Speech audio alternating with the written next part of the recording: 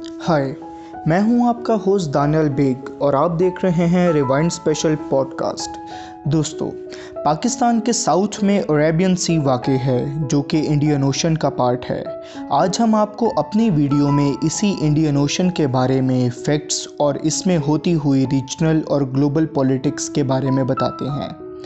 Indian ocean दुनिया का third largest ocean है, जिसके नॉर्थ में एशिया, वेस्ट में अफ्रीका, ईस्ट में ऑस्ट्रेलिया और साउथ में अंटार्कटिका वाक़ हैं। अगर ट्रेडिंग की बात करें तो दुनिया की तकरीबन 60% ऑयल ट्रेड इसी इंडियन ओशन से होकर गुजरती है। चाइना, जो कि इस वक्त दुनिया की दूसरी बड़ी इकोनॉमी है और आबादी के लिहाज से दुनिया का सबसे बड़ा मुल्क है, उसका 80% ऑयल और अदर गुड्स इसी इंडियन ओशन से गुजर कर जाती हैं। मगर दुनिया की तेज़ी से चेंज होती पावर डायनामिक्स और रीजनल टेंशन्स की वजह से इस इंडियन ओशन रीजन की पॉलिटिक्स में काफ़ी चेंजेस आ रहे हैं। सबसे पहले बात करते हैं यूनाइटेड स्टेट्स ऑफ अमेरिका की। तो यूएस इंडियन ओशन रीजन में अपनी प्रेजेंस को बढ़ाना चाहता है ताकि चाइना के बढ़ते हुए इन्फ्लुएंस को रोका जा सके, और इसीलिए यूएस ने रिसेंट टाइम में कई पोर्ट्स को डेवलप किया है इंडियन ओशन में, जैसे कि डिएगो गार्सिया में, जो कि इंडियन ओशन के साउथ में एक आइलैंड है। इसके अलावा इराक और बहरीन में भी पोर्ट्स में यूएस ने काफ़ी ज़्यादा इन्वेस्टमेंट्स की है। पोर्ट्स के साथ साथ यूएस ने इंडिया के साथ अपने रिलेशंस को बहुत स्ट्रेंथन किया है ताकि इंडिया के थ्रू चाइना को काउंटर किया जा सके, ठीक बिल्कुल उसी तरह जैसे कोल्ड वॉर के टाइम पर पाकिस्तान को यूज़ किया गया था कम्युनिज़म को फैलने से रोकने के लिए। अब बात करते हैं चाइना की।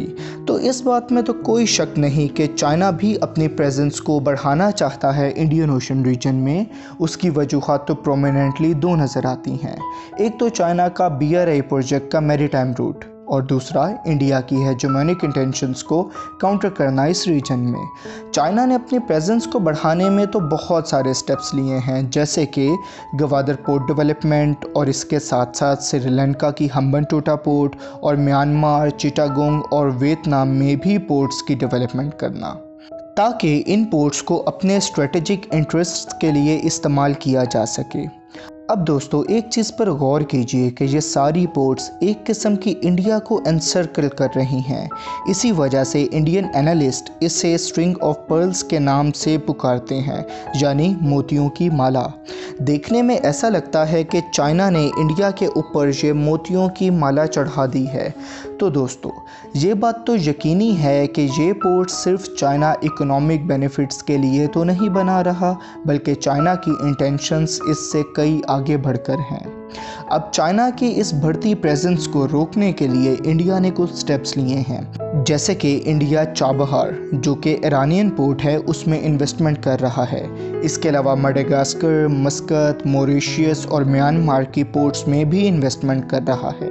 और दोस्तों, ये तमाम नेवल बेसिस हैं, यानी इन पर इन्वेस्टमेंट करने का रीज़न कोई इकोनॉमिक रीज़न नहीं, बल्कि सिक्योरिटी पर्पसेस के लिए इनमें इन्वेस्टमेंट की जा रही है। दोस्तों, एक बात तो समझ लीजिए कि जो मुल्क समुद्रों को कंट्रोल करता है वही उस रीजन को कंट्रोल करता है। जहाँ तक इंडियन ओशन रीजन की बात है, जिसने यहाँ डोमिनेशन हासिल कर ली, वो दुनिया के बिजिएस्ट चोक पॉइंट्स को भी कंट्रोल करेगा, जैसे कि स्ट्रेट ऑफ हॉर्मुज़, बाब एल मंदेब, मोज़ाम्बिक चैनल और स्ट्रेट ऑफ मालाका, जो कि इंडियन ओशन और पैसिफिक ओशन का मेन चैनल है। तो दोस्तों, जैसे जैसे ग्लोबल डायनामिक्स बदल रही हैं, वैसे वैसे इंडियन ओशन की पॉलिटिक्स भी बदल रही है। अब आने वाले वक्त में देखते हैं कि कौन सा मुल्क अपने मकसद में पूरा कामयाब हो पाता है।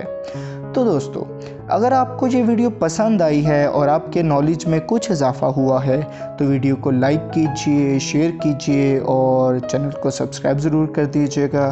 Thank you so much. अल्लाह हाफिज़।